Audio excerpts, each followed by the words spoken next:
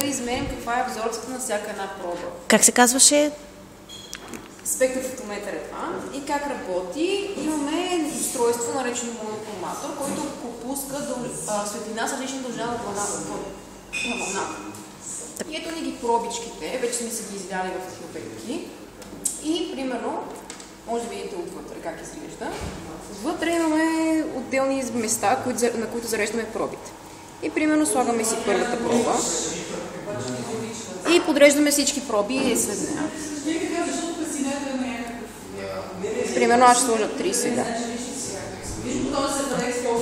После, по принцип, трябва да нагласим спектрофотометъра каква дължина на вълната искаме да ни пуска през пробата. В момента е нагласена на 540 нанометра, което значи в UV областта. Тоест в момента през тези проби минава светлина, която е през UV областта. И ние трябва да...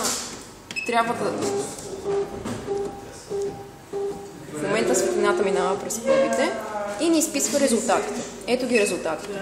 За първата ни проба имаме ето такава абсорбция, за втората ето такава и за третата ето такава.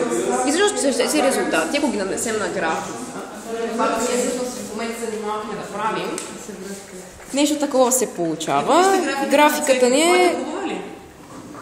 Да, ама не съм начертала правата. Да.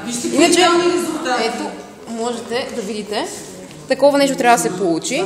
Имаме абсорбцията, това, което сме измерили на този уред, в съотношение с концентрацията на съответната ни проба. И според тази стандартна права, вече като си имаме направена, начертана, можем, примерно, имаме някакъв белтък с неизвестна концентрация и може да го измерим неговата концентрация. Просто мерим абсорбцията му, нанасяме го на правата и засичаме къде ни е концентрацията на белтъка. И за това нещо общо се използва спектрофотометрията и има много други приложения, естествено. И това се занимаваме сега. Доста интересно.